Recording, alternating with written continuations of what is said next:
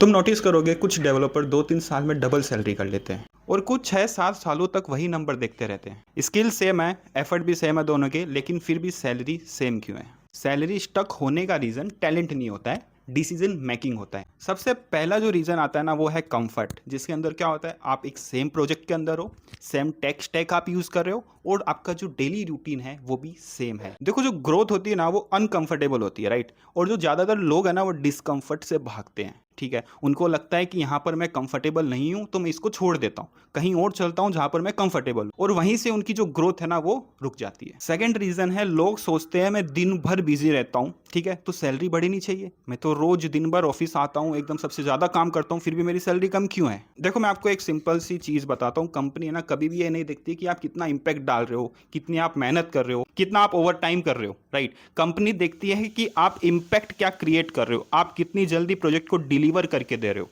ठीक है, तो अगर आप दिन भर बिजी हो, अपना 100% दे रहे हो, आप लेट नाइट तक रुक रहे हो, उससे कंपनी को कुछ फर्क नहीं पड़ता है। कंपनी को फर्क पड़ता है कि आप कितना जल्दी डिलीवर कर रहे हो एक प्रोजेक्ट को। तीसरा रीजन ये है कि ज्यादातर डेवलपर को पता ही नहीं है कि मार्केट में उनकी वैल्यू क्या है, क्योंकि वो इंटरव्यू ही नहीं देते और ऑफर लेटर तो दूर की बात है, राइट? तो जब आप इंटरव्यू नहीं दोगे तो आपको नहीं पता चलेगा कि मार्केट में ट्रेंड क्या चल रहा है, क्या सैलरी चल रही है। तो आपको इंटरव्यू देना है, चाहे आप रिजेक्ट हो सेलेक्ट हो, उससे फर्क नहीं पड़ता है। और जब आप इंटरव्यू दोगे ना तो आपको पता चलेगा कि हाँ, मार्केट में ये वाली जो स्किल है वो ट्रेंड पे चल रही है और इस पर्टिकुलर ईयर ऑफ एक्सपीरियंस के लिए इतनी सैलरी चल रही है। ठीक है, तो आपको इंटरव्यू देना है। और फोर्थ रीजन ये है कि लॉयल्टी मिसअंडरस्टैंडिंग हो जाती है। देखो, लॉयल रहना बुरी बात नहीं है, पर अगर कंपनी को लगता है कि तुम कहीं पर जाओगे नहीं तो कंपनी तुम्हारी सैलरी क्यों बढ़ाएगी? कंपनी को यही लग रहा है कि ये मेरे लिए लॉयल है, ठीक है, और ये काम कर रहा है और उनका भी चल रहा है। पांचवा रीजन है वीक कम्युनिकेशन। देखो, अच्छा काम करना अलग बात है, अच्छा काम दिखाना अलग बात है।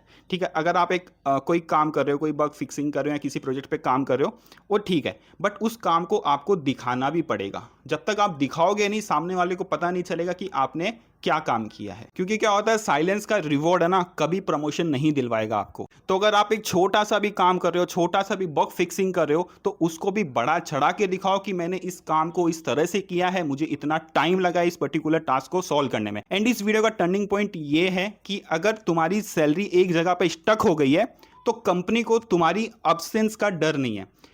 कंपनी को लगता है कि अगर तुम नहीं रहोगे इस कंपनी में तो भी उस कंपनी का काम चलेगा। ठीक है, तो ये एक रीजन भी हो सकता है। तो अब इन सारी चीजों से निकलना कैसे है वो हम डिस्कस कर लें। तो पहली चीज है ओनरशिप लो किसी भी चीज की। अगर आप किसी प्रोजेक्ट के अंदर काम कर रहे हो तो उसको एज अ लीड करो, उसकी ओनरशिप लो। ठीक है, उसके अंदर आप अपना इंटरेस्ट दिखाओ कि हाँ, इसके अंदर मेरे को इंटरेस्ट है और इस प्रोजेक्ट को मैं जल्दी से जल्दी डिलीवर करने की कोशिश करूंगा। दूसरा पॉइंट है मार्केट में एक्टिव रहो, इंटरव्यू दो, रिजेक्ट हो, सीखो, ये सारी चीजें करो। देखो, सैलरी है ना टाइम के साथ ऑटोमेटिकली नहीं बढ़ती है, डिसीजन के साथ बढ़ती है। तो आपको डिसीजन भी लेना आना चाहिए। तो अगर आज तुम कुछ चेंज नहीं कर रहे हो अपने आप के अंदर, तो नेक्स्ट ईयर भी वही नंबर तुमको देखने मिलेगा अपने बैंक अकाउंट में। तो अगर तुमको अपनी सैलरी का नंबर इंक्रीज करना है तो ये सारी चीजें फॉलो करो।